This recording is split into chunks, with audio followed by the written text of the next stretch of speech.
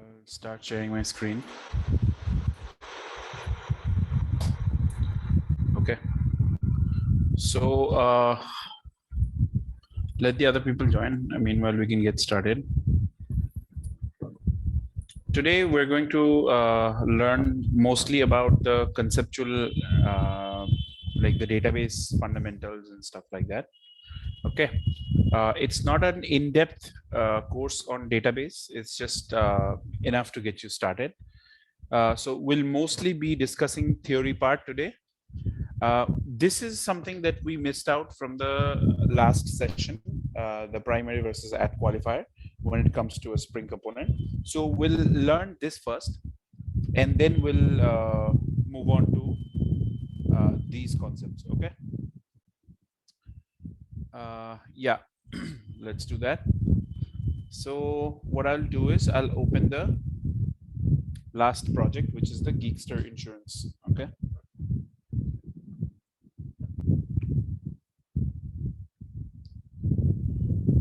So just to give a recap of what we did, we built two APIs here. Actually, three APIs, one for registration, one for creating a policy, one for creating insurance with the policy number. And based on the controller, basically each controller has its own flow. For example, this controller calls different services, and the ordering of the services are done here. We also created DTOs for each request and response object. We created enums, we created exceptions, models, and services. And we also saw how we could handle exceptions or errors locally and globally. Okay. So this is a small recap of what we have done so far with this. Okay. There is a concept of primary versus qualifier. I'll teach you about what it basically is. Okay. So say you have, let's talk about the insurance service. Okay. Okay. This insurance service actually gets implemented by default insurance service. Okay. This default insurance service is what implements the insurance service. So if any SpringBoot, be it controller or be it a component or a service, any SpringBoot that specifies that I have a dependency of insurance service, this is the implementation that gets injected by default. Okay. If you have just one implementation, let's say tomorrow you decide to have one more implementation. Okay. In fact, let's just say that you decide to do something like this. You say that I will have three insurance services: mobile insurance service, okay, vehicular insurance service, okay, life insurance service. Okay. Just like the products, let's say that you have this thing. Along with this, you also have default insurance service. Okay. So if you have 4 implementations of the same service, okay, and some class in your Spring Boot basically has this line: auto-wired private insurance service, insurance service. Okay. If this is what Spring, how do I say it? Like when Spring starts scanning your components, if this is the statement it encounters, and you have 4 different implementations, Spring is going to stop running the application and it will immediately fail. Okay. Let's actually go ahead and do this. So let's say that this is my insurance service, right? Actually, to demonstrate this, let me go ahead and create a normal service. I'll call it test service. Okay. interface. And this will have only one method, print text.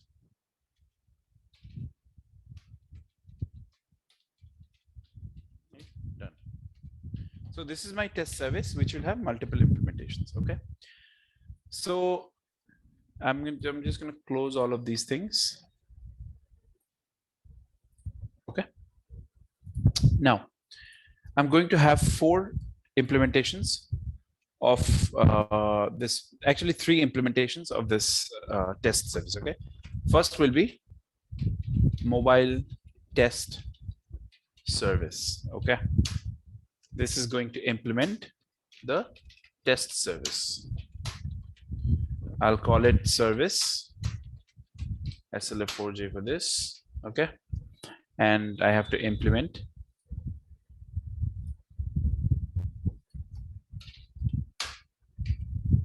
okay. So I'll say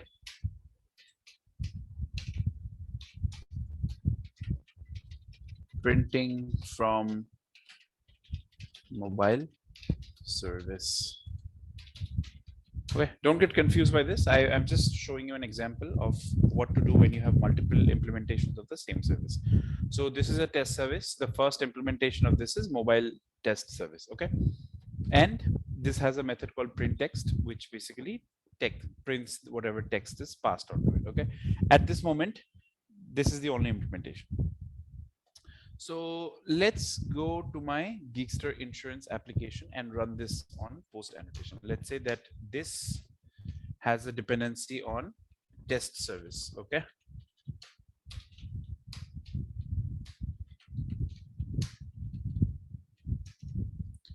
I'll say private void run test service. This is my method, which is simply going to say test service dot print text. Hey there. Okay, that's it. And I have to annotate this with add post construct to make sure that it runs after the application is done. Okay. So what I'll do now is, by the way, the code is pushed. You can actually check that. These are what I have just changed at this moment, but up until this point, the entire code base is pushed. Okay. So let me go to Geekster Insurance. Okay. I'll run mvn spring boot run skip tests.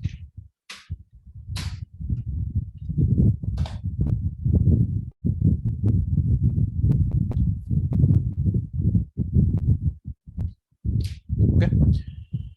If you look at the logs here, right after my application was built, there is this print that came from mobile test service, printing from mobile service. Hey there. Okay. So obviously this got run and it basically told Spring that I have a dependency of test service. So Spring went and checked who are the classes that implement the test service. As of now, there's only one class that implements the test service. So that's fine. Okay. To make things a little more complicated, I'll say, I don't know, this is mobile test service. Let's say vehicular test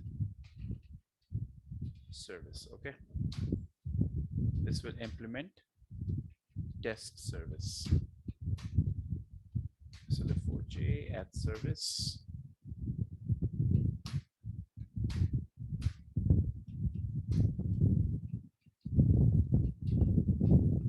Make it final.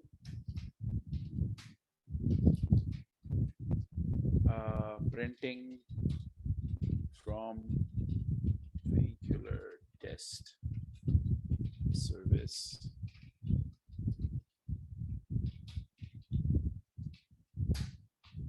Okay. So now I have 2 implementations: mobile test service, vehicular test service. Let's see if Spring is able to figure out this part or not.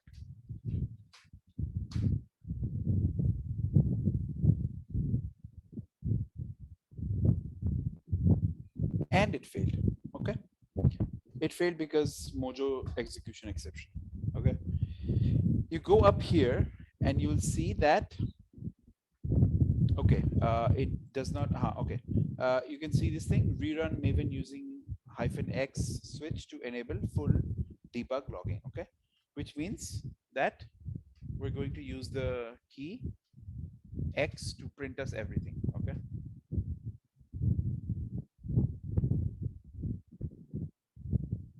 So it will give me a clear view of exactly what went wrong. Let's see.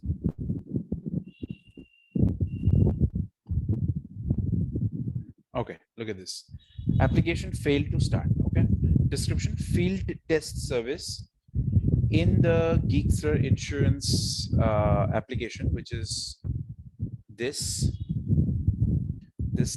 field test service in Geekster insurance application, require a single bean. Okay, this is by default require a single bean, but two were found. Okay, one was defined in file this path. It tells you exactly where one implementation is found, and then the second implementation. Okay, what basically Spring is trying to tell you is there is a bean that is injected into one this thing, but I don't know which one. I have found two implementations of the same bean. I don't know which one to inject. So unless you fix this problem, Spring won't let you run your application, and it will always fail with this error. Okay. So question is, how do we fix this?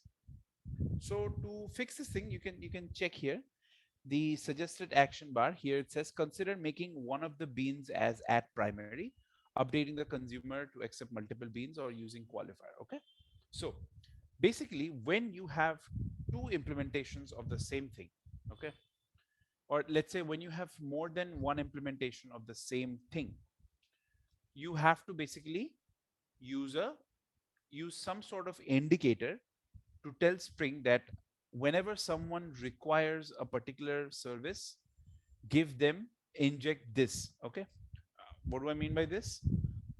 So let's say I want the vehicular test service to be the default by default uh, mm, test service that will be picked up.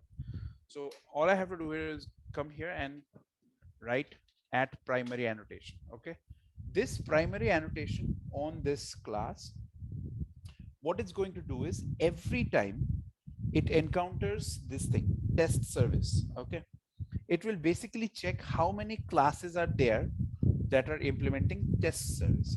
It will find out that there are two classes that implement the test service. Okay, now Geekster has not specified that I need exactly this service, or I need exactly mobile test service, or I need exactly vehicular test service. Okay, Geekster insurance application has not specified it. It just said that give me a test service. Okay, so because this vehicular test service is annotated with primary, this is the implementation that will be injected into your test service, and we can verify this if we run this code.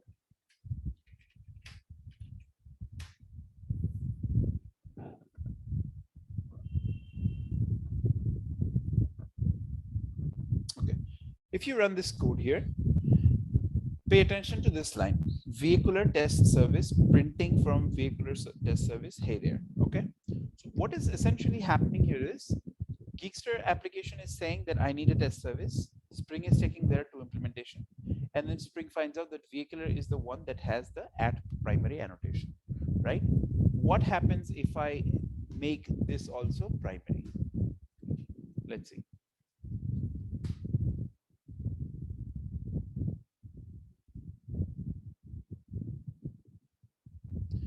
You will see it will run into the same thing. Okay, it will say Geekster unsatisfied dependency. Okay, pay attention to this message. It says more than one primary being found among candidates. So primary can apply to only one class. You cannot have two beans with the same primary annotation. Okay, so this is what primary does. I think someone was asking this question the other day, that what if we have different implementations of the same bean? How do we specify which one to inject? So when you have more than one implementation, you can make one of them primary. Okay, that this works fine. Let's see if this will work. So I'll remove this primary from here. I'll apply a class called let's say life test service. Okay, this will have the SLF4J at service annotation, and this will implement test service. All right. So when I go ahead and do this, Hello. yes, Good yes. evening, sir. Sir, can you repeat these things again, sir? Because I missed the starting thing, starting part, sir. Okay, we'll see if we Can have you enough. repeat this thing? Yeah. So we'll see if we have enough time. Otherwise, you can watch the recording, but I'll see. I'll try to cover it up in this. Okay. Just to give you a context, we missed out this particular part of Spring. Today, we're going to basically deal with these things, okay? The database fundamental parts. It will be mostly theory, but I was teaching this thing, which is at primary versus at qualifier. So basically, what I'm trying to demonstrate is, so far, whatever services you see, customer service, insurance service, nominee service, wallet service, all of these services have exactly one implementing class, right? There's only one default wallet service, and then there's one default insurance service, default nominee service, default customer service, like this. So when your Spring Bean, which is, let's say, this controller, okay, this controller, when this controller basically says that give me the insurance service, okay, it by default picks up this default insurance service. But what if you have more than one implementation, right? How do you handle the scenario like this? So this is basically what I was teaching them, and I'll take you through this once again. Okay, so imagine we have this test service. Okay, it's a simple test service which basically has one method called print text, which has a, I mean, you give a string input to it and it will print it. Okay, so initially we had just mobile test service, and in the mobile test service I basically said test service and I implemented my own method here. Okay, and in my this part is clear to you, right? That this is just a simple thing, like it's just implementing the service. Then in my Geekster insurance application, what I did was I told this that, hey, I have a dependency on test service. When you run this application, in the post construct of this application, call this service. Okay, so I'm calling the print text method of this test service. Okay, when I when I just have one service, let's say I'm going to comment out the entire thing, so it will be sitting there just as a simple file. Okay, so right now, if you see, the test service has only one implementation, okay, which is the mobile test service. If I run the application now,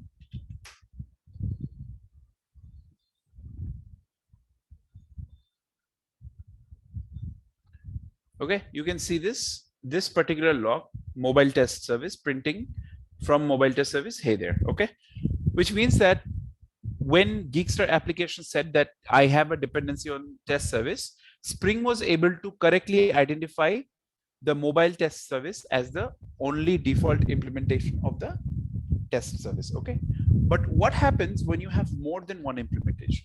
So let's say I introduce one more class here, okay, which is vehicular test service. Okay, vehicular test service also implements this thing, and it has its own printing message here, and then it is annotated with this thing. Now at this point, once again, now at this point, your Spring application says give me the test service. Okay, keep in mind that test service has two implementations. Okay, one is mobile test service, vehicular test service, and your Geekster just says give me the test service. It doesn't specify which implementation. Okay, so let's see what happens in that case.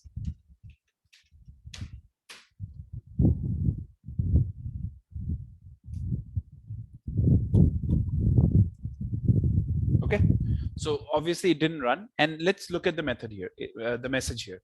The message says the field test service in Geekster insurance application.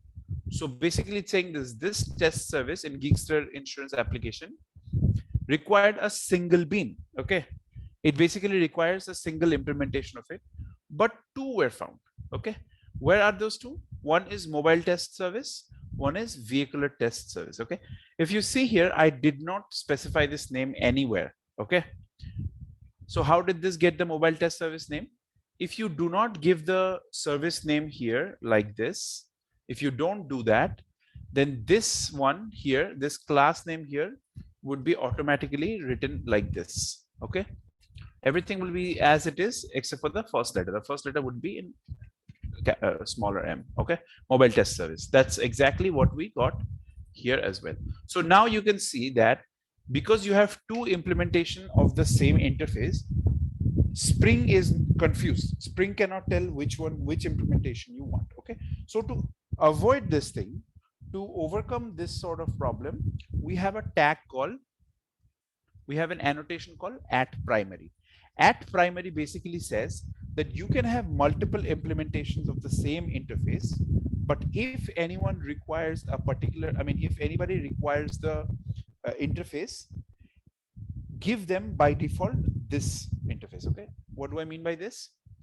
So if I add on this, let's say vehicular test service, if I add @primary on this, okay, what will then happen is Geekster Insurance will say that I need test service. Okay, so Spring will go and check who are the implementers of this test service.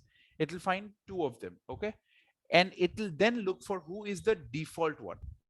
The default one will be the one marked with primary. Okay, so then this implementation will be injected. If you take a look at this, the first one, the first implementation, when we had just one implementation, was coming from mobile test service, and it had this thing. Okay, printing from mobile service. Now with the primary, if you run this thing again,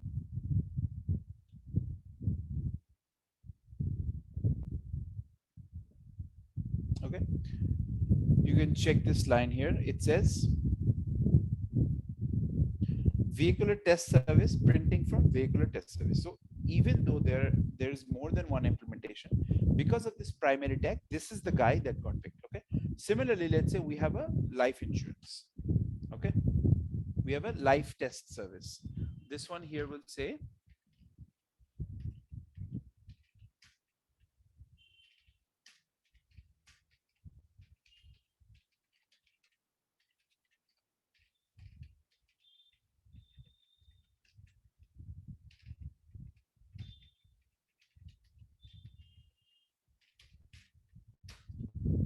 okay, so now we have this. So we now have three implementations of the same.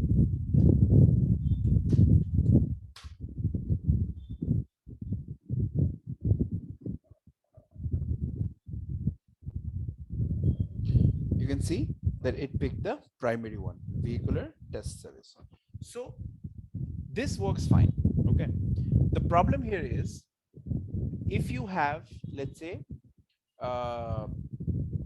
you have a scenario where you have one interface and two implementations, then making one primary and the other would be automatically secondary. Okay, if you make the vehicular test service primary, mobile test service will become automatically the secondary one. Okay, so now the question is, how do you get the mobile test service? Because if Geekster Insurance application says that I want test service of mobile test type, okay, if it says that I want this specific implementation, how would it do it? Because right now, if I run this application, by default, vehicular test service will be applied. This is where the concept of qualifier comes. Okay, qualifier basically takes a string in.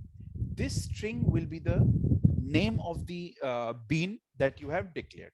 If you come here in mobile test service, let's say that I'm going to name them as this thing. Okay, test service 1. Okay, or let's actually just name this test service 1. Test service 1. This would be test service 2. This would be test service 3. Okay, these are my names. Okay, now Geekster is saying that I want this specific implementation. So it will say service 2. Okay, when it specifies this qualifier, what Spring will do behind the scene is it will go and it will check all the implementation, and it will look for this specific service or specific Spring Bean with the name of test service 2. When it finds it, it will go ahead and inject it there. So if you check here, if you run this now, so earlier this was printing, the print was coming from vehicular test service. Now if you look, it is coming from mobile test service. Okay, printing from mobile service. Hey there. So even though I have 3 implementations of the same service, okay, I can specifically inject something using this, okay, using the qualifier annotation. This qualifier annotation that we have, we can inject it using this. Okay, there's this, and you can also do, like, you can also inject 2 different implementations of the same service in the same component. If I say test service 2, okay, and let's say I basically say test service 2 dot print text hello there, right? If I do this and if I run this thing,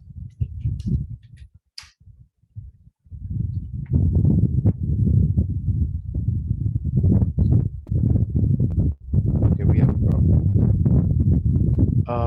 Null pointer exception. Did I miss out something? Yes, I missed out the auto wired annotation.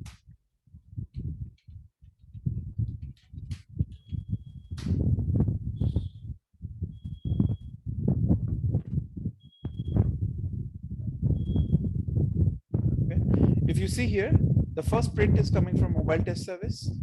The second print is coming from vehicular test service. Okay. I have the same interface, but here I'm specifying which implementation I want. Because I have not specified any type of implementation, this goes to the default one, which is the vehicular test service, because it has the primary annotation with it. Okay, and then for this one I say give me the test service 2. Okay, which is that test service 2? It is this mobile test service. Okay, for example, let's say if I go and say that give me test service 3, okay, then it will go ahead and inject only that. Let's take a look at that as well.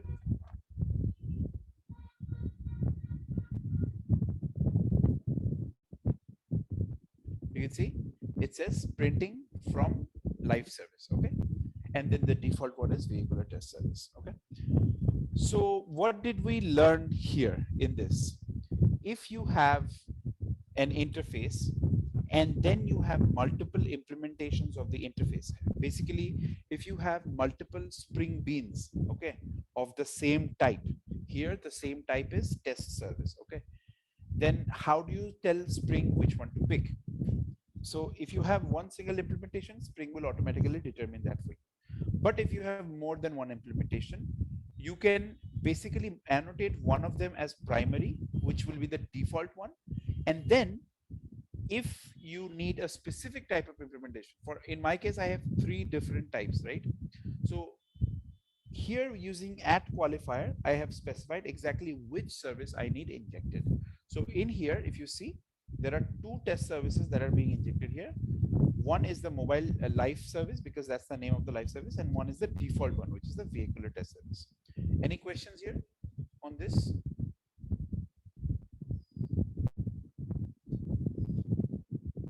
Abhishek, do you have any question on this? Is this something you did not understand? Sir, qualifier, sir. हाँ, Actually, अच्छा, qualifier so condition. basically what exactly is qualifier doing? See, try and understand what's happening here. If you give this, if you don't give this, right? If you don't give the qualifier part, then what happens here? It will say that there is one interface, okay, test service. This interface has 3 types, okay, 3 types. It will go there and it will find out that only this type has @primary annotation. So this is the default service. I mean, how do I say it? Like for example, how do I say this? So let's say you go to, I mean, you go to a painter, right? And you basically ask him to paint your room. Okay, so he gives you color choices, he gives you a color palette. He says that pick whichever color you want. You say that I don't care about the color, just do whatever you like. Okay, he then goes and picks the default color. Okay, let's say there are three colors, green, red, and yellow. He paints your room with yellow color. That is what primary does here. Okay, the primary annotation sets it as default. Now if you need just green color in your room or any specific color, you have to tell the painter that I want my room of green color, green being the code of the color, right? So similarly here in Geekster, as long as you do not specify which color you need, it will by default inject the default one, which is vehicular test service in our case. But if you need the specific color, let's say you need a red color or green color, let's say mobile test service is of live test service is of test service 3. So consider this as the red color. Here you're telling Spring that paint my room with just red color. So you're telling Spring here that give me the test service of this implementation, test service 3. Clear, Abhishek? With qualifier, you No, sir. specify the name. You didn't get it? No, sir. Okay. Okay. I'm little confused. Okay. Okay. Yeah, let me just explain this. Let me explain.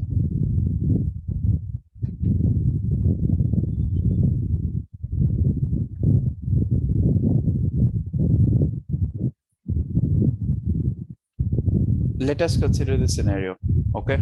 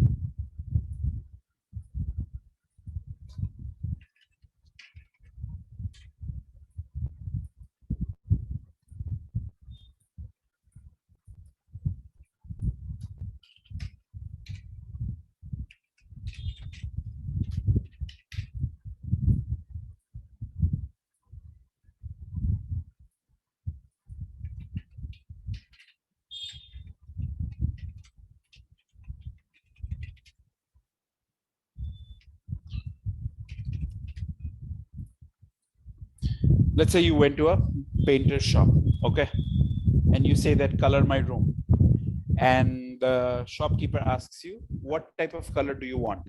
Okay, you say that I don't have any specification, just give me whatever you have. Okay, so he gives you the blue because blue is the default color. Okay, understood this part? Out of all these colors, he gave you just the blue because that is the default color. Make sense? Did you understand this part? Yes, It's sir. right? Yes, sir.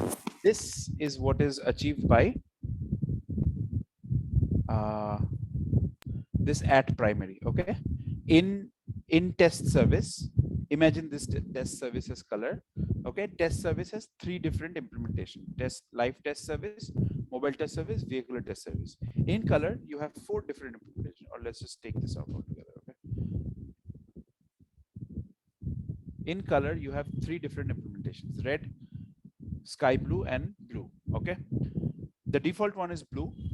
So if you ask the painter, they give me the default color or whatever you like, blue will be given, right? So you do that in Spring by using this at primary annotation. So when in Geekster application, let me remove this. Here in this line of code, okay, you're basically telling Spring, give me the test service, give me the color. Okay, and you're not specifying what color it is. So Spring will give you the default color. What is the default color? Vehicular test service. This is the default color because it has the primary annotation. Understood this part? Yes, sir. Okay. Now you're saying that don't give me this, give me the red. Okay. Okay, so painter will give you the red one. So you can see that here you had to specify the code of the color. The code of the color is red. You go to the shop and you tell the painter, give me exactly red. So he gives you the red color. Similarly, in your Geekster, this application, you are going to say that I need specifically three. Let's say live test service is our red color. Okay, this is called as test service 3. You can change it to red if that helps you understand. Okay.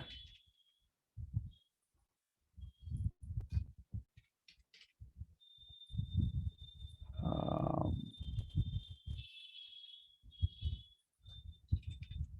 okay. So now, what you earlier did was you asked for you didn't specify the color code or something, so it gave you by default the blue color. Okay. Now you're telling I mean, you're telling Spring that I need the red color. So you're saying qualifier set. This qualifier annotation, sorry, not set. This will be red. Okay. This qualifier annotation, by specifying this, you're telling the shopkeeper or you're telling Spring, give me specifically the red that you specify using @qualifier, right? So what will happen now is Spring will go inside this test service. It will check all the classes. It will scan all the classes. Okay. It will come here and it will check, hey, is your name red? No. Okay. I won't accept you. Cool. Then it will come here and it will say, hey, is your name red? It will say, no, my name is green. So it will be like, okay, I don't want to accept you. Then it will come to live test service and say, hey, is your name red? It will say, yes, my name is red. So then this part will be injected here. Understood what the qualifier does? Cool. Yes, sir. Cool. Anyone, any questions? All right. So up until this point, right, we have, if you see the code here, we have learned about some of these concepts. Okay. And there is an assignment for you guys based on whatever you have learned so far. So we have learned mostly we've so far learned controller layer. Okay. And then we have learned the service layer. Okay. Okay. What did we learn so far in each of these? In here, we learned about REST controllers. We learned about DTOs, where we had request and response. Okay. Then we learned about the local try catch. Okay. We also learned about global try catch using REST controller advisor. Okay. Like whenever an exception happens, what do you do? These are the controller layer things that we have understood. Okay. In the service layer, we understood about this @service. Okay. We have also learned about throwing exceptions, writing custom exceptions. These are the things we have learned so far. Okay. And we have also learned about designing service layer methods using optional and runtime exceptions. Okay, I gave you the session about when to use runtime and when to use compile time. And the crucial thing, we learned about models. Okay. And today we learned about @primary versus @qualifier. This actually completes your service layer part. Okay. Oh yes, we have also learned about validations here. Okay. These are the things we have learned so far. in the controller layer and in your service layer. This covers, I would say, 50% of whatever there is to Spring. The other 50% has to do with database. Okay, because if you're working on a Spring application, very rarely will you not work with the database. Majority of the times you will have some database linked to that Spring application. Okay, this completes 50% of your application, and these are majorly the uh, concepts. Okay, before this you obviously learned about Spring Beans. Okay, you learned about the bean life cycle and all that stuff.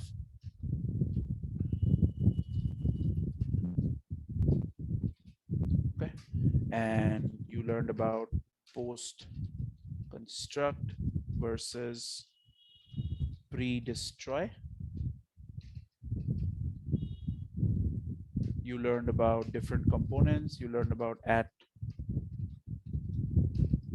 component, at service, at controller, at REST controller,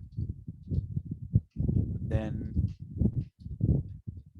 acha, this much was enough. Okay, in here you learned about this. You also learned about request body. Okay, and then you learned about validated. You then learned about what was that, request params. Okay, this should be good enough. All of this, the whatever you have learned so far up until this point, should be good enough for you to build robust APIs. Okay, if you just leave out the database part, this should be good enough for you to build a robust API. Okay, you should have well-defined paths, you should have well-defined methods, get, post, put, patch, delete, all those things, then the service layer methods and all those things. This much should be enough for you. Okay, you should also know when to return optional, when to throw an exception, all these things. From today's session, we're going to deal mostly with database. I think in the next 3 or 4 sessions, can go to 5. Okay, in the next 5 sessions we are going to learn about the DB fundamentals, mostly MySQL DB fundamentals. Okay, okay, many of you might find this module easy to understand because back in college you must have done MySQL, and this by no means is an in-depth course of MySQL. It'll just touch upon the various concepts and the things you will need to work with. Okay, after this, the major part is Spring Data JPA. Okay, this is the only component that connects a Spring application to a MySQL or any DB for that matter. Spring Data JPA is a very important.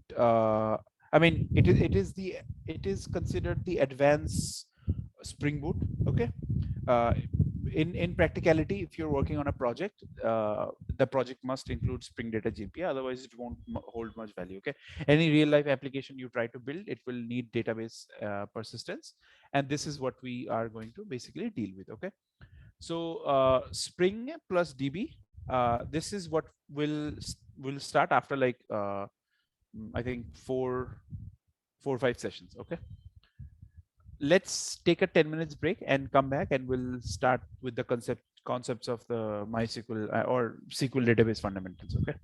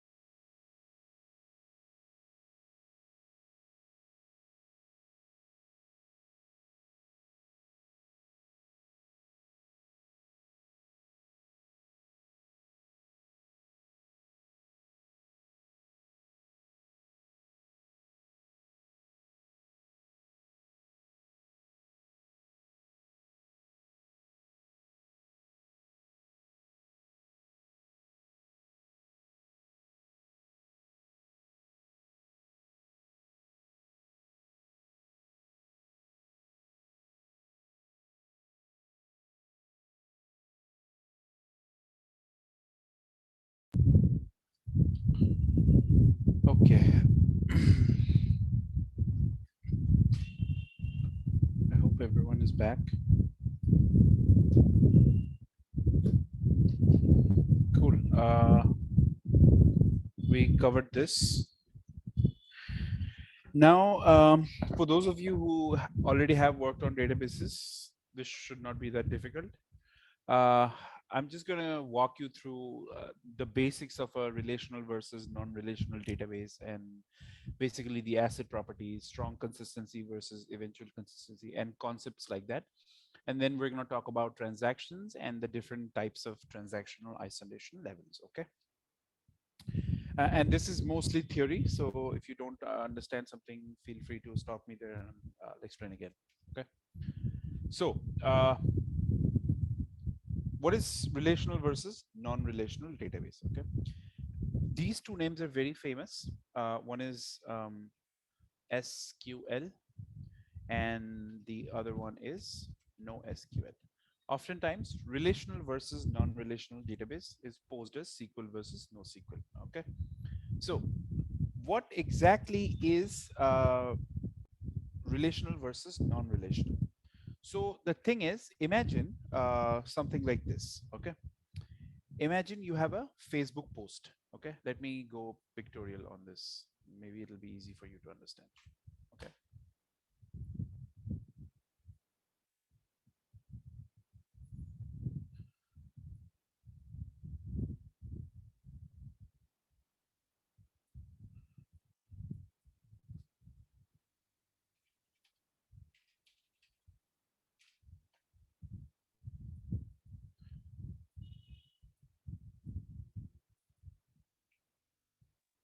Okay. Let's say you have given some Facebook status. Okay. You will see that when people start commenting, okay, somebody says, very good. Okay. Then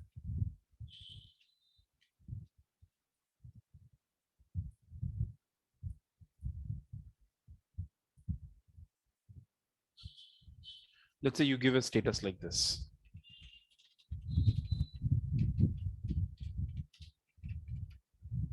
Okay. And then you have a bunch of people congratulating you. Congratulations. Okay. From, let's say, person 2. Okay. This is actually posted by, let's say, person 1. Okay. This is posted by person 1. Congratulations from person thing. Very good from person 3. And all the best from person 4. Okay. And then again, congrats from person 5. Okay. So imagine you have a Facebook post like this, and you have, these are all your comments. Okay. Congratulations, da, da, da, da, all of these things. Okay. How this information, I'll give you a demonstration of how such information is saved in a database. Okay. In a typical database, if I move it over here, okay, this is how it will be basically saved. Okay. So maybe to demonstrate this. Okay. You will have something called a post table, or yeah, you'll have a table called post, and then you will have a table called comment. Okay. And what will happen is, for each comment, and I'll also write the data type here. Maybe, I mean, so let's say this here has this thing. It is written like this. This is the ID of the post, and P1 is the person, the user ID of the post, and the post is got a new job.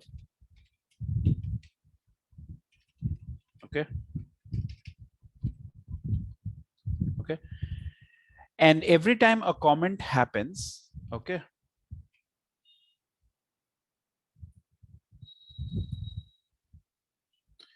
every time a comment happens,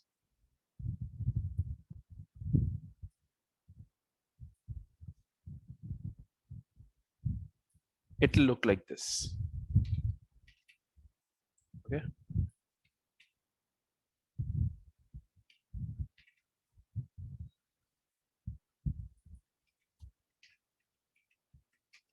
It'll be like comment ID C1.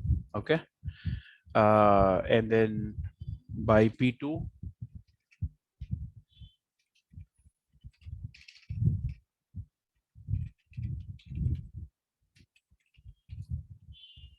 similarly here, it will be C2, C2 by P3. Very good. Okay. Here, it says C4. Sorry, C3, or let's just call it CN. Okay. PN and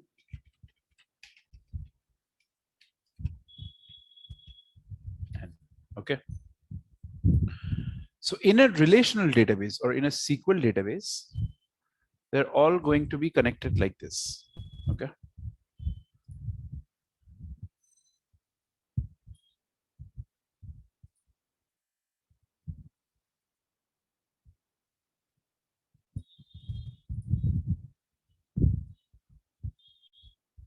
This is how a SQL database is going to store this person. Okay. Store this event. So if we look at this diagram again, somebody posted a new Facebook status called "Yay, got a new job." Okay. And then person 2 says congratulations, person 3 says very good, and likewise you have n number of comments. Okay. So there will be a post table and then there will be a comment table. In there you will have this thing. One is the ID of the post, P1 is the person, and the status. Okay. And then you would have basically the comment one linking to comment one will be sitting in the comment database. It will be linking to this status. Comment 2 will be linking to this status. Comment n will be linking to this status. This is how it is stored in ideally in a SQL or relational database. Why is it called relational? Because there are relations between these two things. Post and comment, they're related to each other. So this database, if you look at it, they actually describe the relationship between these two entities. This post table and comment table are actually related. In a NoSQL database, this is how it will be saved. Okay. In a NoSQL or non-relational database, if you imagine this to be your database, okay, and then let's say this is your post, okay, or let me just use a different shape altogether. Let me change the shape. This is your shape. What? Yeah.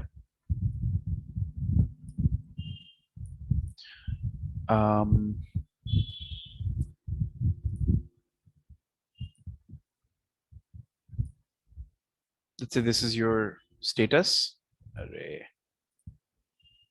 This is your status, right? And this is your post. In that post, every comment would be saved like this. Sorry.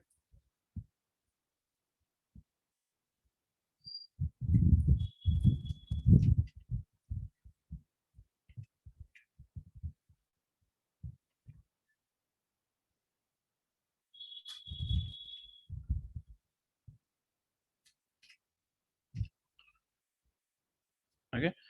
Let's see the difference between these two things. Okay. In here, in the relational part, we had two separate entities. Okay, which are often written as two separate tables. Okay, and there, this particular row, this status row, and these comment rows are actually dependent on this status row. So there's a relation between them. In a NoSQL database, what happens is, if this is your post, right? If this entire thing is your post, these comments are not separated out. These comments are not sitting in a separate table altogether. They're actually part of this entire thing. If you have one table, these comments are going to be sitting there as as part of that table. Like you can consider them as a separate column having all the comments. Okay, so this is the difference between the relational and a non-relational database. Relational databases are meant to maintain the relationship. Non-relational databases, the relationship you can implement, but it is not enforced. For example, if you have some rules here that need to be respected at the time of inserting data into the database or at the time of deleting data from the database, if those rules are violated, the database will throw an exception. Okay, here if you do not enforce any such rule, it will work just as fine. Okay, this is on a very broad level, and let me actually show you how it looks. Okay, the difference between these two things.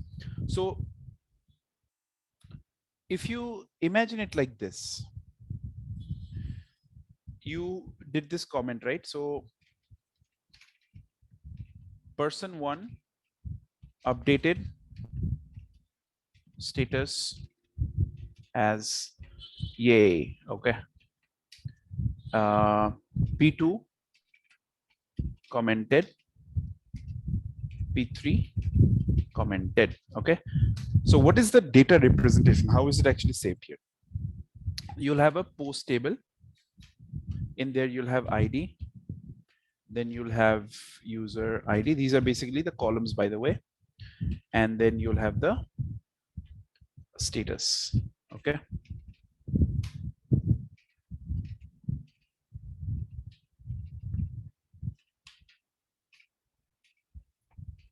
okay, then you'll say one,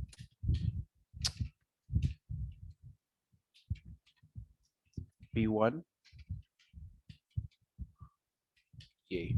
Okay, and then you'll have something like a comment database. Okay, this is all happening in tabular form.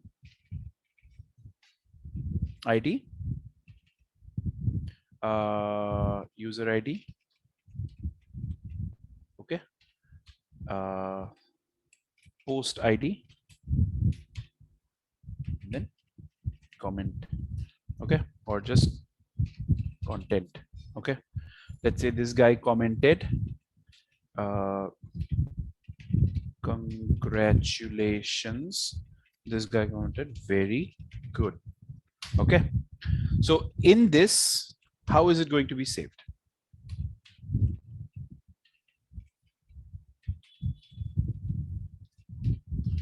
So here ID would be system generated ID, user ID would be P2, post ID would be 1,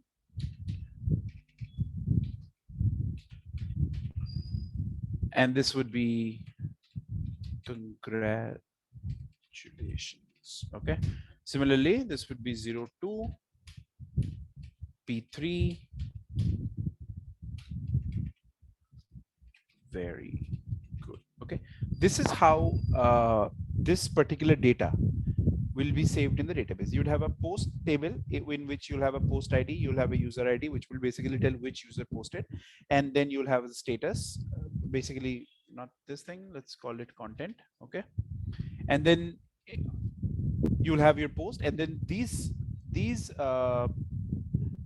rows here will depend on, I mean, they will define a dependency on this table by using this. There's a concept of foreign key, primary key. Those of you who know, it's fine. Those of you who don't know, don't worry, I'll teach you in the next couple of sessions. Okay, so basically this is how in a relational database such data points is stored. Okay, let's see how we save it in the in a NoSQL database. Okay, and when I say NoSQL database, let's go with the popular database called MongoDB. Okay, so in the most I think the most well-known SQL database is MySQL. Okay, if you're not going for Oracle server and stuff like that, this is for the SQL. If you're going for NoSQL, MongoDB is the one. Okay, SQL. All right, so this, what I showed you here, this part is actually how any SQL database will store. Hello, any question? Okay, for a NoSQL, right, it would look something like this. You would have so these are called tables in MySQL or any SQL database, right? In a NoSQL database, you have the concept of document. Okay, each row. To say it like this, a table in your MySQL is actually called collections in your NoSQL database. Okay, this is MySQL, or this is a SQL database.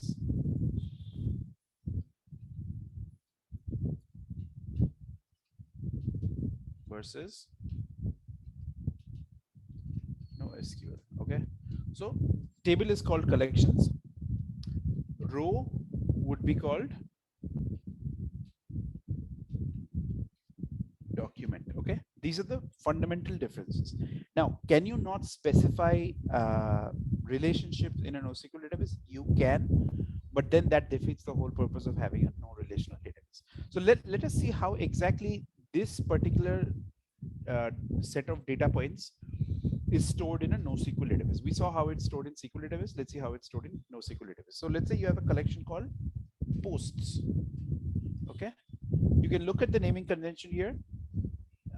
Table is usually named like this: post, comment, and then you would have a bunch of rows in there. In NoSQL database, it begins with posts. Okay, because it is called a collections, they add the additional s to denote the plural. Okay, posts, and then it will be like this. ID here would be the 01 ID of the post 1. Okay, I mean, you guys are already familiar with such structure. This is basically a JSON based structure. Okay, user ID would be P1, and then you would have content. Content would be let's say yay. Okay, then here you would have a collection of comments. Okay, so it would be comments. Okay, this will be an array. Then here it will be ID. Actually, you won't have any ID for this, because this ID and this, I mean, this user ID, post ID is actually required for linking these two things. But because your comments are now sitting within the post itself, you wouldn't need the post ID. So you would have its own ID. It would be 01. Then it would be, let's say, user ID, P2, and then you would have the content.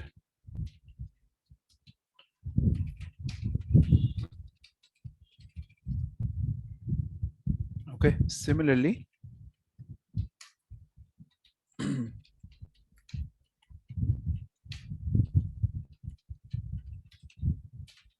okay, this, if you look at this and this, they're very different.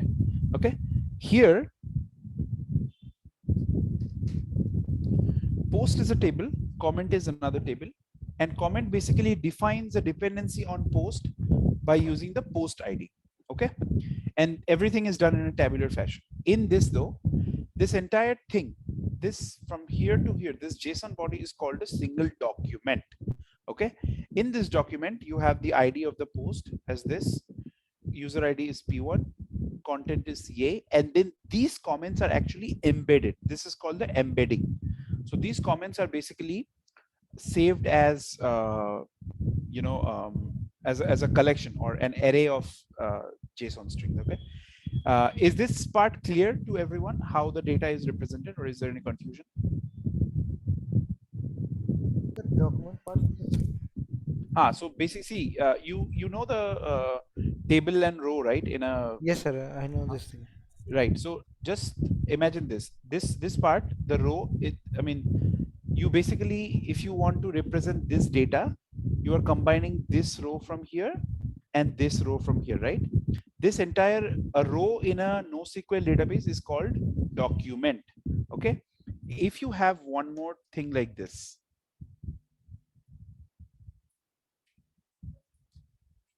okay, let's say you had it for 02, just to P2. Okay, now you have two documents, this one document and this is second document. This is basically JSON document. Okay. Okay, this is all JSON document, and this entire thing starting from here all the way to the top is called collections.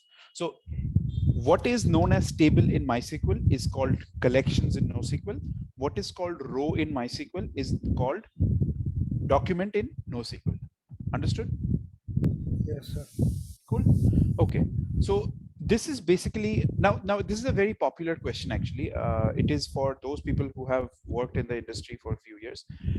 Which one should you use in your project? What database should you use? Should you use a NoSQL database, or should you use a relational or SQL database? So you basically, I'll give you a simple example. Okay. Um, whenever you're in any real life application, whenever you build a real life application, you always have a hybrid approach. You have some part of the data saved in MySQL or any SQL database, and some part of the data saved in a NoSQL database like MongoDB or Cassandra DB, something like this. Okay. And the reason is being, if you see here, if you are trying to query the, or let's say you say that give me all the comments that came after this status. Okay, so what the MySQL does is it will go here, it will take this table and it will join this table, and then, or maybe it will internally run a query here. I mean, it will find the user ID here, and then with that user ID it will basically query this table. So in a sense, the read is going to basically take time for reading from this and then reading from this, which means that the read time is inevitably going to be high. Sorry about that. So the read time will be higher because you're just reading from this. First you're reading this, then you're reading this. Okay. In a real life scenario, this part of the database could be sitting in Singapore. This part of the database could be sitting in Mumbai, which means you're now making a call here in Singapore. You get the ID, and then you make a call to Mumbai over the internet to get this part of the data. It is actually part of distributed system. Don't get confused by this. What I'm trying to say here is, if you the more number of tables you need to read from, the higher the read time. Whereas in this case, if you want to find out all the comments for status ID 1, you just have to read one short thing. If you are familiar with hash map, you know that it is saved on the basis of key and data. Okay, key here would be the ID. Okay, or if you decide to make this, there's a concept of indexing. Basically, if you decide to make this, or you can make any of these things unique, and that will be treated as the key. It will be a key and value pair. Okay, so in this case, if you want to read all the comments for let's say status 1 or status 2, it's just a one-time read. You read it from once and you're done. Okay, so if you ever get asked this question, when to use what type of database, the answer should be like this. If your application is going to be read heavy, as in it's going to read a lot of times, for example, how do I explain this thing? So in a news application like Daily Hunt or something like that, right?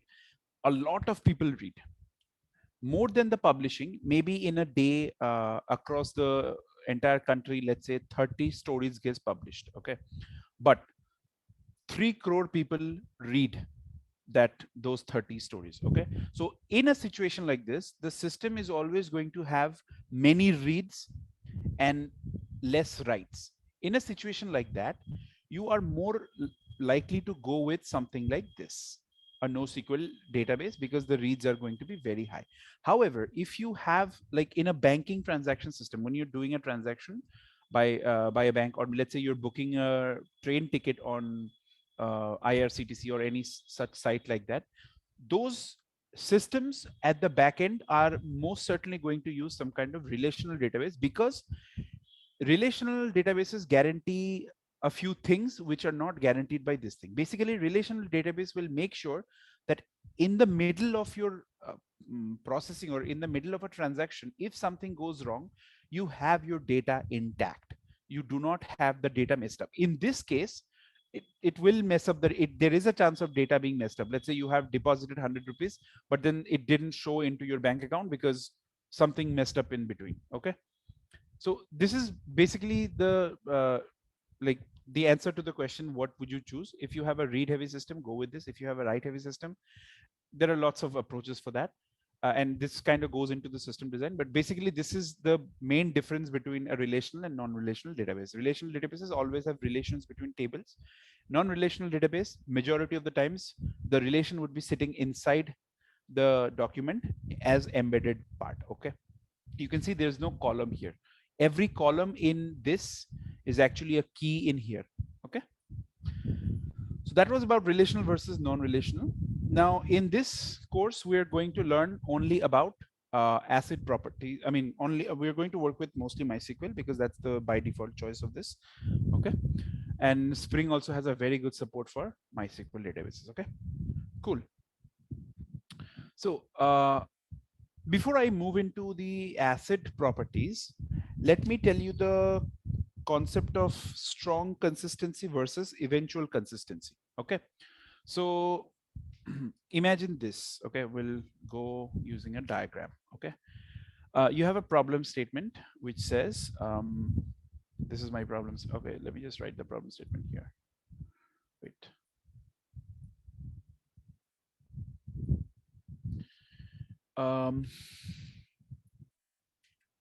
Deposit 100 rupees into account A and deduct 50. Okay, this is the problem statement.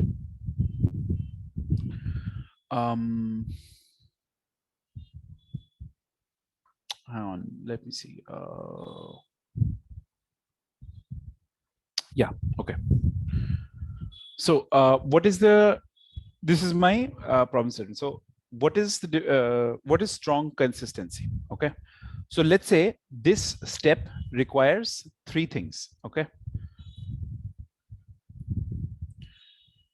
I'm gonna make this neutral. I'm gonna make this neutral. Okay, what? Oh, shit.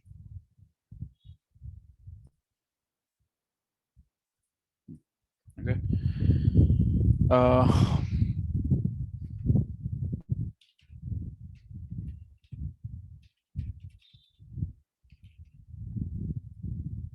Let's say it has these steps.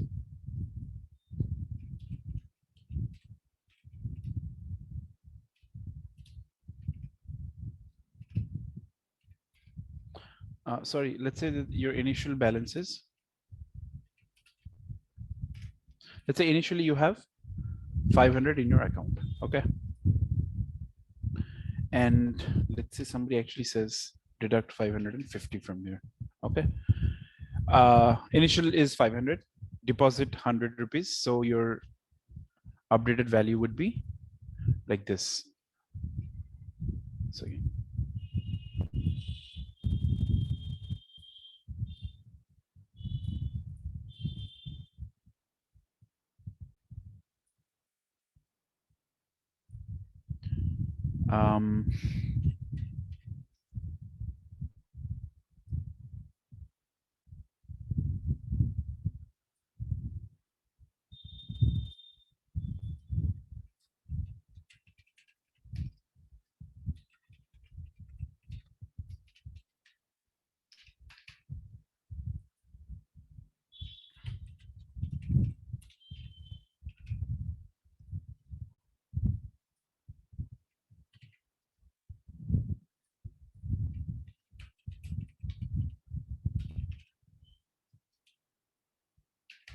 okay, so let's say this statement actually results in execution of this. Initially you have 500 in your account, deposit 100, available is 600, deduct 550, available at 50.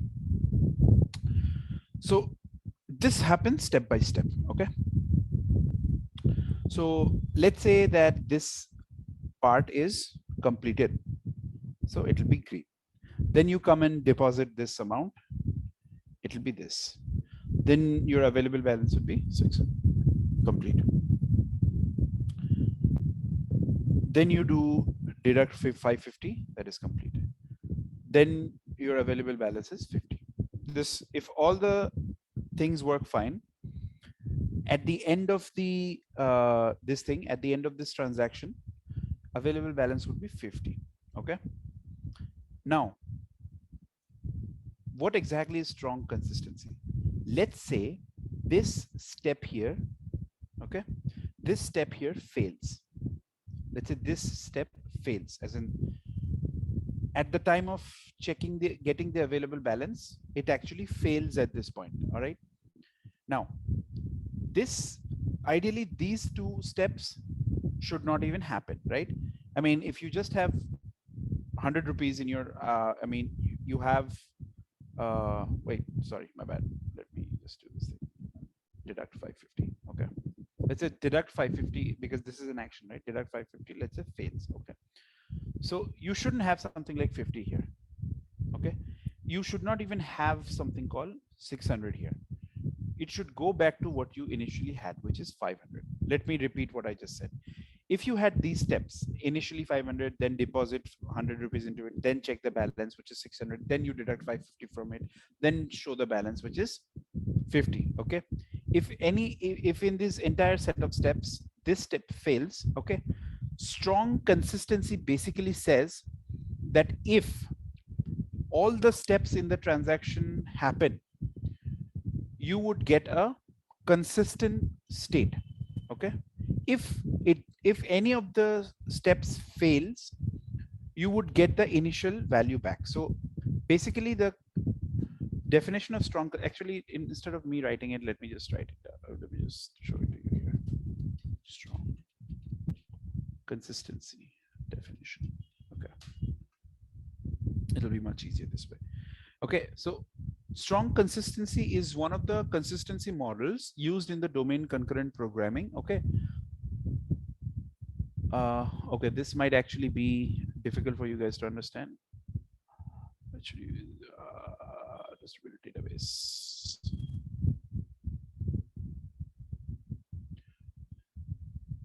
Strong consistency simply means that data must be strongly consistent at all times.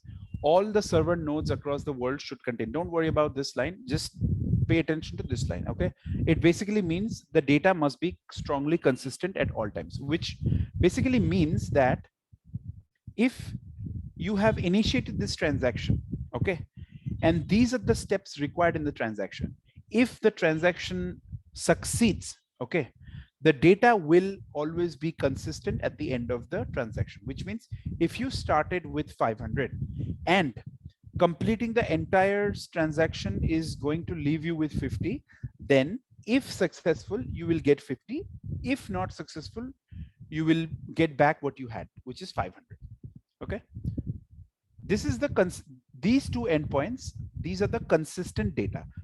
If something goes wrong here, then you don't want to be left in this particular state. Like available balance is only 600. You don't want to be left in this state. It basically says that if everything works fine, whatever the outcome is supposed to be, you will get that outcome, which is 50 in our case. If something goes wrong in between, then you will get back the previous state. So my previous state is 500. My next state is 50. Okay.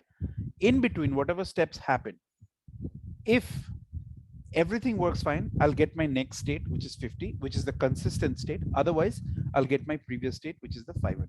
You will never have state in between where you have 600. So this won't be possible. Okay.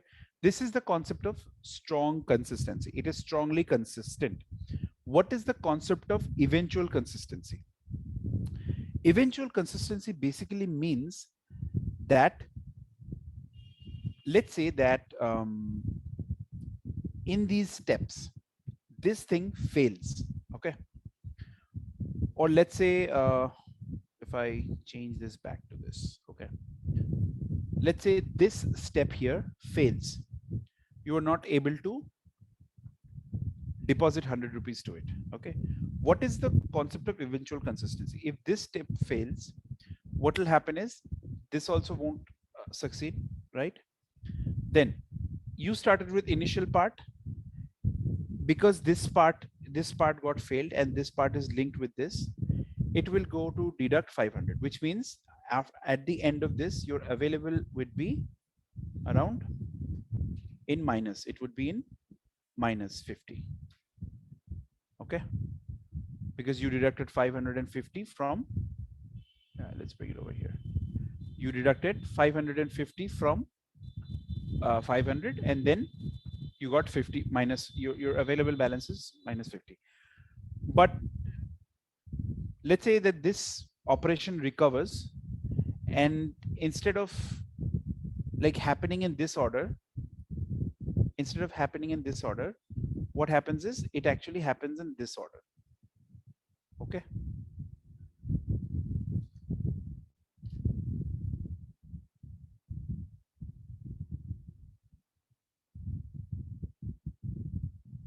Okay.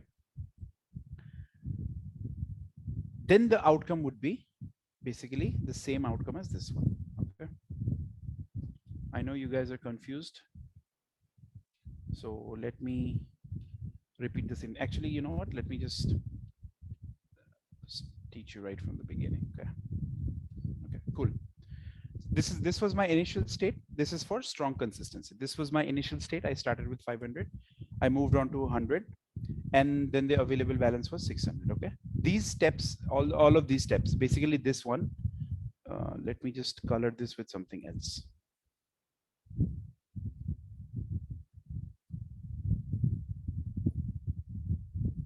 Okay. These are the actions. Okay. This was my initial state. I applied an action on it. I got another state. Then I applied action on it. I got this state. Okay. Final outcome is 50. This is strong consistency. If something goes wrong, if this goes wrong, it will go back to this initial state. Okay. 500. What is eventual consistency?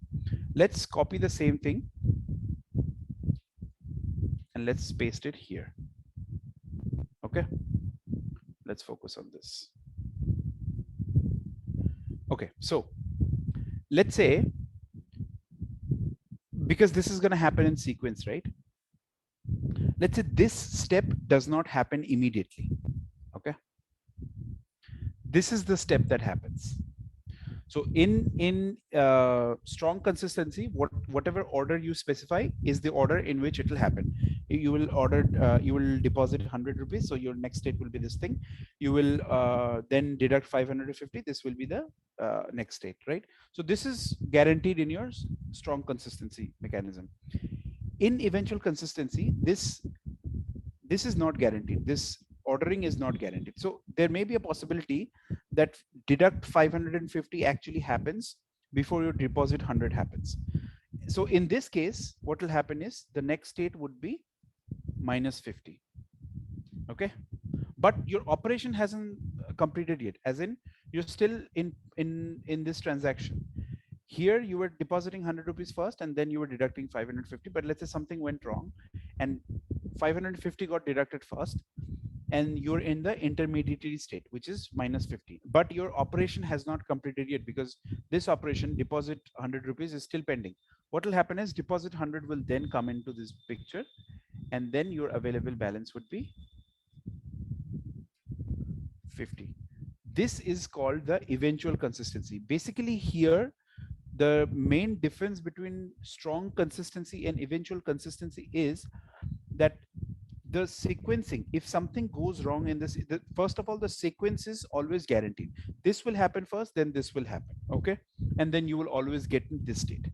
Eventual consistency, what happens, and there's one more thing. When this entire operation is running, you cannot actually check this data. Like I have given this thing as green as if you can read this thing, but imagine it like this.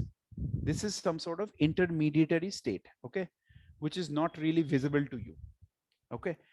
So if this is the state that you started with, that your bank account had 500 in it, then, and these are the sequences you ordered, this one will execute first, and then your available balance would be 600. At this point, nobody would be able to read anything from here. Okay. Nobody would be able to check how much balance you have. This is just an intermediary state. Okay.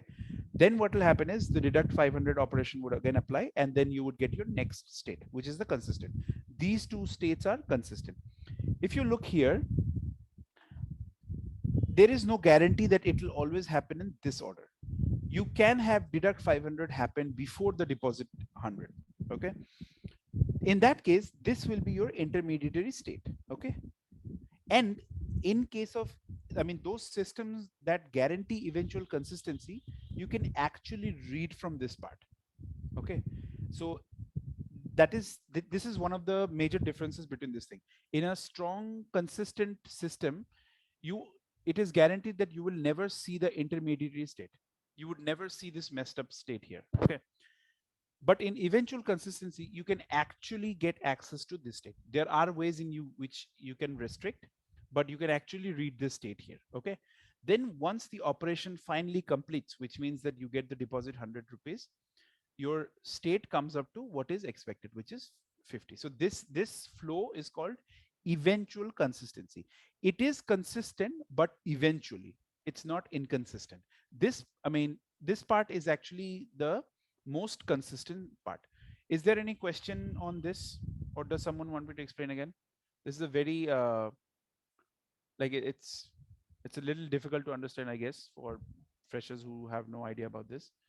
But let me know if you have any issues understanding this. Because a SQL database, right? A MySQL database always guarantees strong consistency, and a NoSQL database like MongoDB will always guarantee eventual consistency, which is why if you see here, MySQL database, when so there is a concept in system design where if your data gets really big and your data starts scaling, you will see people most often using or falling back to a NoSQL database, but it will be at the cost of giving up their consistency. Okay, in here, a MySQL database or any SQL database, they will never let you see the state. It will never go out of the system. But in an eventual consistency, by default, the mechanism would be that you could actually read this state. Okay, so mostly in system design, you have to choose what your data wants. Like if you're doing a bank transaction or if you're booking a ticket, you're always going to go with eventual consistency. If your money, like let's say if you did pay the money, then you want your ticket to be booked. If your ticket booking fails, you should get the money back as refund. That is your strong consistency part. Okay, in this what happens is you have, let's say, given the money for the booking, but there is no guarantee. They've given an acknowledgement saying that it may be booked, may not be booked, and sometime in the future it will get booked. That is called eventual consistency. Okay, if you don't have any questions, I will move on to the next topic. I don't think I'll be able to cover all of these things today. So, yep, let's talk about the acid properties. Okay. Sorry. Let's talk about the acid properties. So what does acid stand for? Acids has these things: atomicity, consistency, isolation. Anyone knows what D is? Okay. This is what acid stands for. Okay. And most SQL databases implement the acid properties. Most NoSQL databases have given up on the acid properties. That is why they're very fast to read and everything, but they don't guarantee that consistency. Okay. So what is atomicity? Let's take a look at this. Okay. Here, atomicity basically says that either the entire operation happens or nothing happens. Okay. What it basically means is that either these two operations will succeed and you'll get a 50 back, or you will not get the 50 back. You'll get it will get back to 500 state. Okay, because if any of this fails, okay, it will revert back to this thing.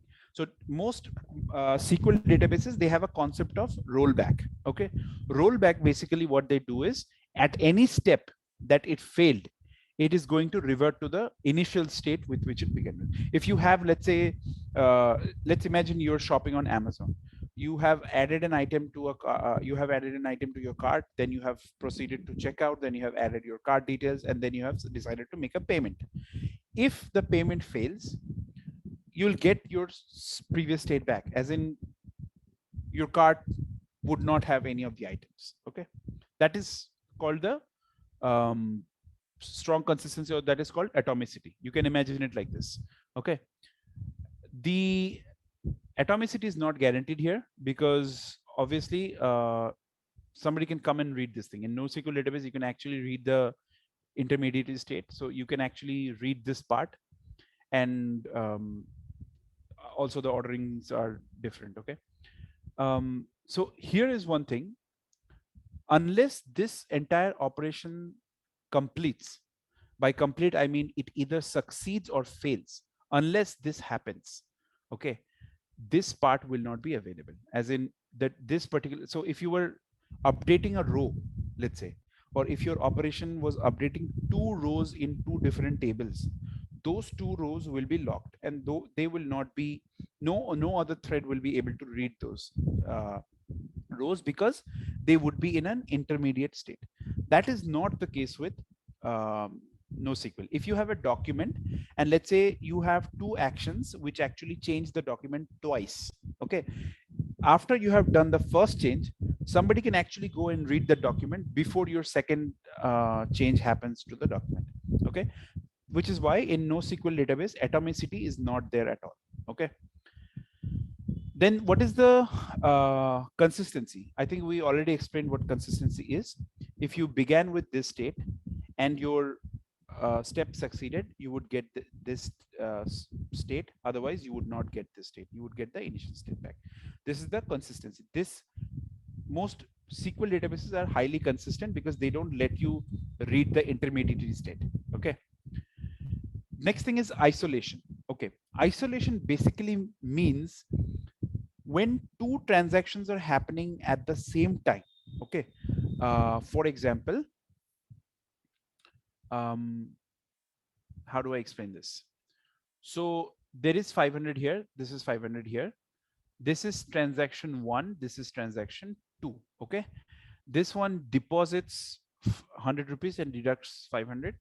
This one will deduct 50. Okay.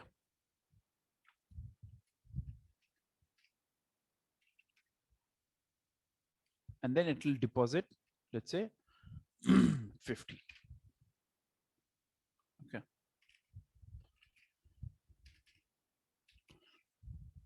Let's say you have two transactions. This is a consistent transaction. This is a consistent, strong consistency transaction. Okay.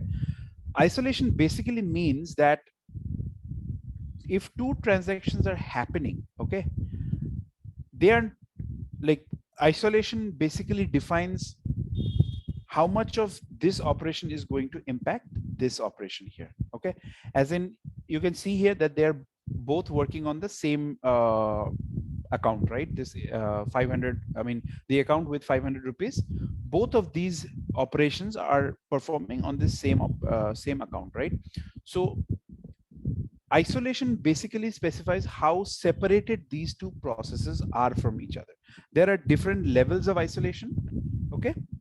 And those different levels basically specify how separated these two processes are. You can have a scenario where this thread, I mean, this transaction can actually read this state, and this transaction can read this state, or you can have a scenario where when this execution is happening, when this transaction is happening, none of these executions read from this, and none of these executions read from this. This is basically the isolation. Isolation has different levels. And then I think the last is durability. Okay. Durability is essentially like how durable it is. Like if you have, I think durability is the last thing, right? Asset properties. What does the D stand for? Durability. Okay.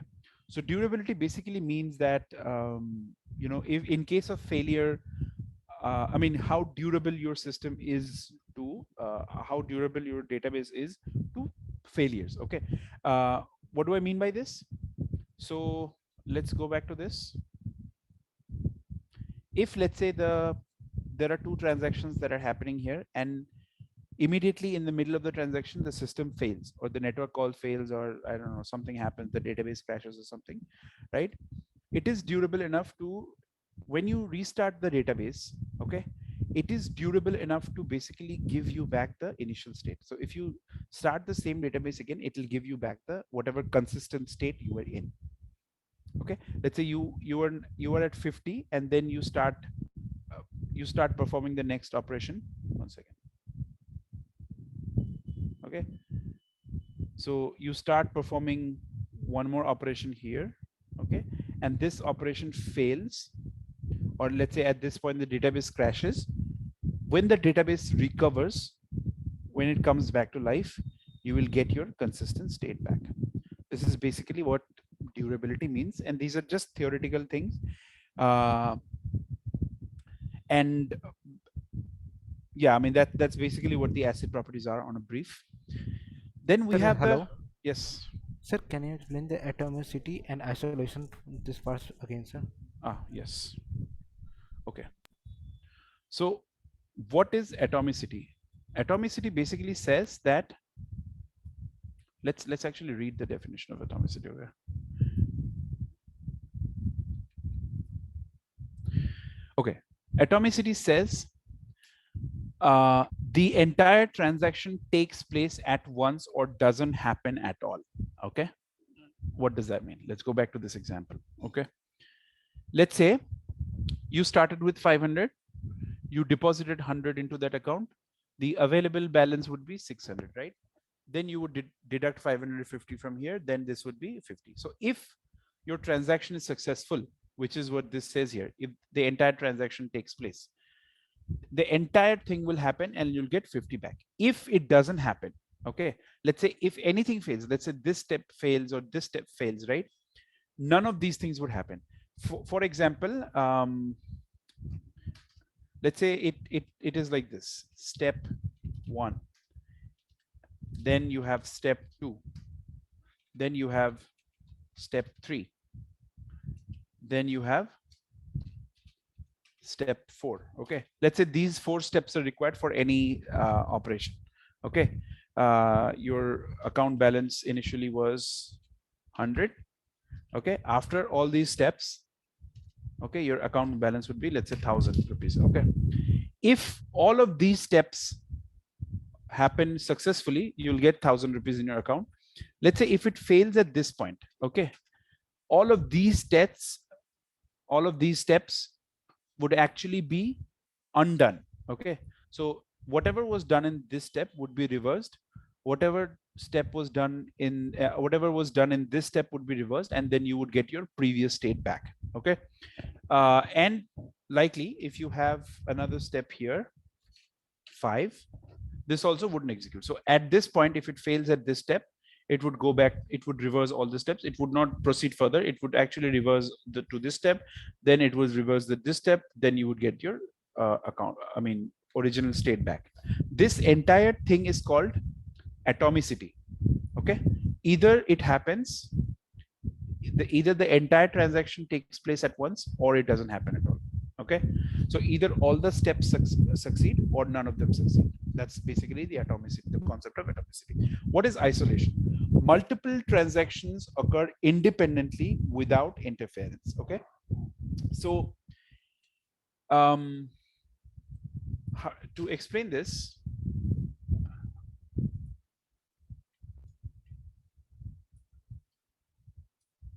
let me draw this here. Okay,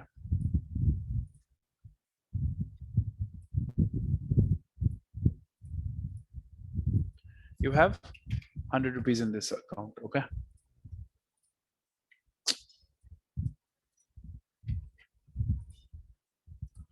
you have 100 rupees here. Okay, there is a step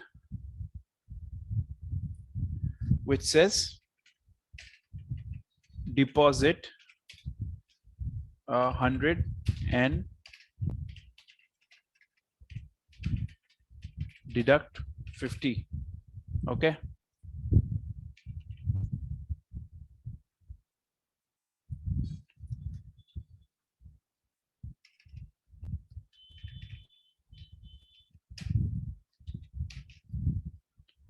all right, so this is one set of executions and this is one set of execution. This is called a transaction, this is called a transaction. Basically what isolation level says, what isolation essentially says is that these two transactions, okay, are not going to impact the other, I mean, are not going to interfere with each other. Okay, that means let's see how this happens.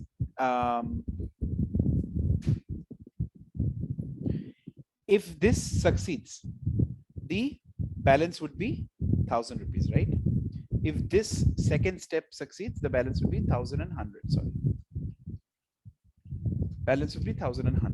Okay, and then if this step succeeds, it will actually be adding another 1,000, so it will be 1,200, and then 50 deducted from there, it will be 1,150. Okay, so these two transactions, they are going to ultimately result in 1,150 rupees. Okay, in your bank account. While these transactions are happening, they're going to happen independently. What do I mean by independently? So what happen? You can imagine it like this. Okay, when this transaction comes into play and when this transaction comes into play, what happens behind the scene is, Sir, your voice is too low, sir. now is it clear now? Hello? Yes, Clear sir. now? Clear now? Now it's clear. Okay. Yes, sir. Now it's clear, sir. Okay. So basically, I'm trying to explain the isolation part here. Isolation says that multiple transactions occur independently without interfering.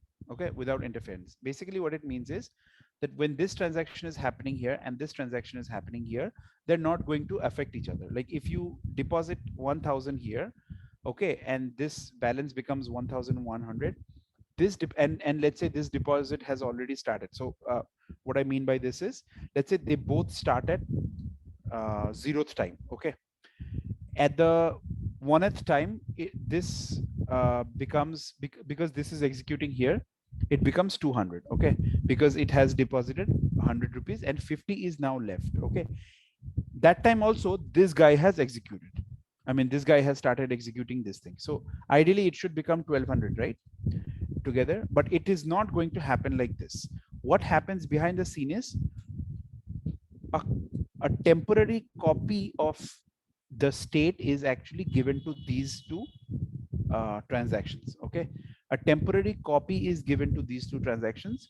They perform their operations separately and then we merge the results back. So instead of working on this, what we do is we say that deposit 100 here. So this transaction converts it to 200. Then it does deducts 550 from here and it becomes 150. Okay. Similarly, at the same time, parallelly, this also happens, as in this becomes 1,100. Okay. Once both of these transactions are done, the database basically merges these two states into this, which is ultimately going to result in 1,150. Does this make sense, Abhishek? Or do you need another explanation? Yes, sir. Yes, sir. It made sense. You understood, right? Yes, sir. But which type of interference is here, sir? No, interfere as it, when I say interfere, I mean you won't have this, like you won't have something like this. Okay, let me tell you what exactly they mean by interfering. Okay, so initial state of this is 100, right? And this guy comes and says deposit 100 into it, so it will become 200. Okay, what isolation says is that this deposit 1,000 won't happen here. This deposit thing won't happen here. So this transaction does two things. It deposits 100, then it deducts 50. So when you have completed the deposit 100 part, your database state should be in 200 and not 1,200. This is what isolation guarantees. Okay, isolation also guarantees that when 50 is going to deduct, when this step is going to execute, it should see 200 and not 1,200. Understood? This is what isolation guarantees, that this transaction is not going to interfere with whatever happening. Here you have two steps, here you have one step. That one step is not going to come in between these two steps. Okay, that's basically what the isolation says. And we achieve this, like different databases have different ways of doing it. But basically what happens in the MySQL level is each transaction basically takes a soft copy of the state of the database at that point. Okay, they are both given their states. This guy performs its operation, this guy performs its operation, then database eventually at the end of the transactions merge them back, and then the result here becomes 1150. Did it make sense, Abhishek? Yes, sir. Yes, sir.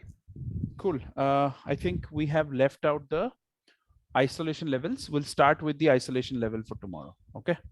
For now, that is it. If no one has any questions, we can end the session. Thank you and good night.